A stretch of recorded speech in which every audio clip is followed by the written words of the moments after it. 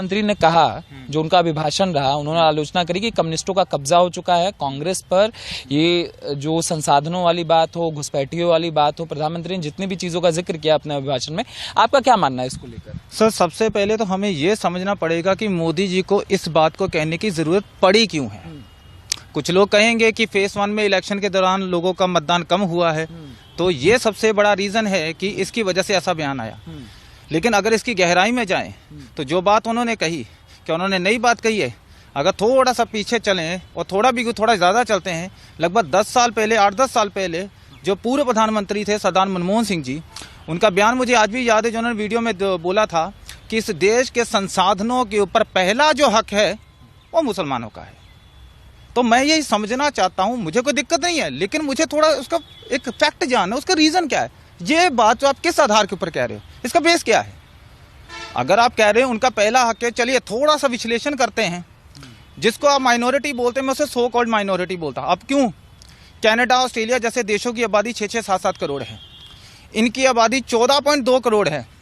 तो भैया इतनी आबादी में 2-2 देश तैयार हो जाते, तो माइनॉरिटी रहे कहाँ? माइनॉरिटी हम उनको रखेंगे जिनकी आबादी, जैसे एग्जांपल देता हूँ मैं आपको, जैन कम्युनिटी है 0.4%, ठीक है, पारसी है 0.006%, सिख है 1.7%, बुद्धिस्ट है 0.7%।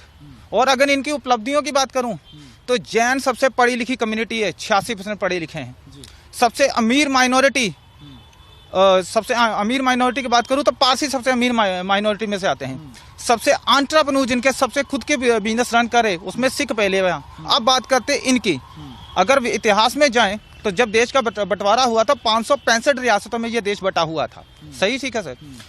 और उस 565 रियासतों में से कितनी रियासतें मुस्लिम थी? हैदराबाद, जूनागढ़, श्रीनगर, मैसूर, भोपाल, अगर पटियाला की छोड़ दूं तो सिख रियासत भी नहीं थी।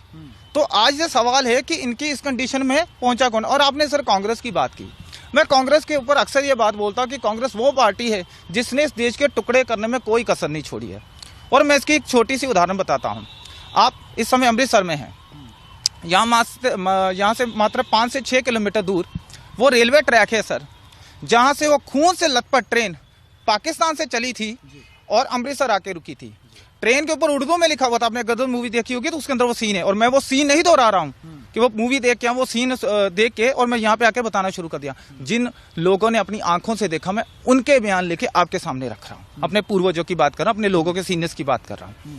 तो उन्होंने बताया कि उसके ऊपर लिखा हुआ था, ये लो आज़ादी का नजराना। और मैं आपको जानकारी के लिए कर दूं, उस रेलवे ट्रैक के ऊपर जब कोई ट्रेन गुजरती है तो उसके यहाँ से पानी की कुछ बूंदें गिरती हैं उस ट्रेन से, तो वो सारा ट्रैक भीग जाता है। ठीक उसी तरीके से उस दिन जब वो ट्रेन पाकिस्तान से चली थी बंटवारे के दौरान, तो लाशों से कटी हुई बच्चों की, बूढ़ों की, कपड़े उतरे हुए, बलात्कार की हुई औरतों की लाशें खून से लथपथ, जिसकी खून की एक एक बूंद उस रेलवे ट्रैक से पाकिस्तान से लेके दिल्ली तक उस ट्रैक को रेड कलर करती जाएगी, उसको पूरा लाल रंग से भर दिया था। तो मैं उस धरती से बोल रहा हूँ जिसने सिवाय खून से कुछ नहीं देखा।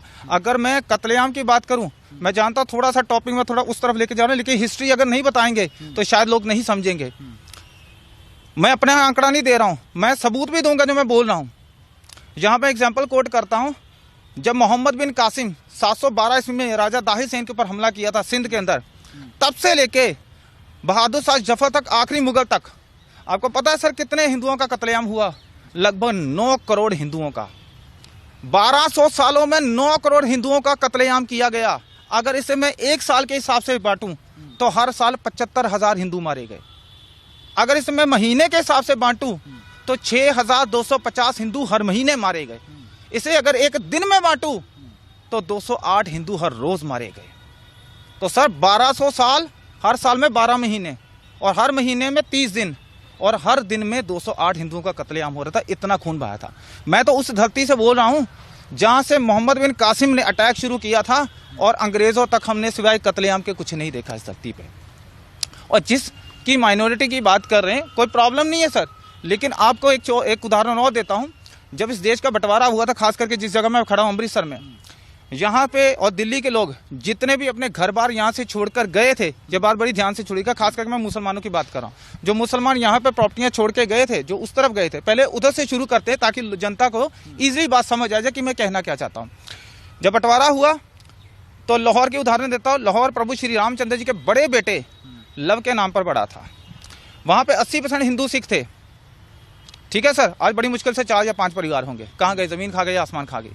बंटवारे के वक्त तो इन्होंने बहुत कुछ ले लिया। वहाँ पे जितनी भी प्रॉपर्टियां छोड़ के वो यहाँ पे आए थे, उन प्रॉपर्टियों के ऊपर आज उनका कब्जा है। अगर लाहौर की बात करूँ, सर गंगाराम ने 80% लाहौर बनाया। वो इसलिए मैं कह रहा कि हवा में बातें, जाके चेक कर लीजिए। वहाँ के कॉलेज, हॉस्पिटल, जितने भी बड़ी बिल्डिंगें हैं सर गंगाराम ने बनाई है। उनकी मूर्ति तक नहीं है वहाँ पे थी, वो तोड़ के रख दी जिहादियों ने।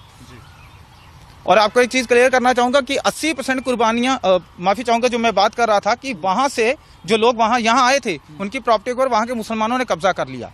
और जब वो यहाँ आए थे और जो यहाँ के मुसलमान वहां गए थे, रूल ये कहता था कि अपने घर बार छोड़ के आए हैं, अपना सारा कुछ तबाह करके आए हैं, तो वो घर कम से कम उनको सर ढकने के लिए वो छत दे देनी चाहिए थी। लेकिन नेहरू ने चाल चली, 1954 में वक्फ बोर्ड का निर्माण करवाया और भारत के अंदर जो प्रॉपर्टियां मुसलमान छोड़ के गए थे, 90% वो प्रॉपर्टियां वक्फ बोर्ड के नाम कर दी। और जो वहां से यहाँ आए थे, अब खालसा कॉलेज देखिए अमृतसर में जाके, उसके सामने वाला जो लैंड है, वहां पे वो तमाम हिंदू और सिख जो धक्के खा के आए थे, जो बचे कुचे थे, वो उन्होंने 6 से महीने, 8 महीने, पता नहीं साल वहां पे अपना जीवन बिताया। भीषण गर्मी झेली, भीषण सर्दी झेली, ना कपड़े थे, ना खाने को था, और इधर शपथ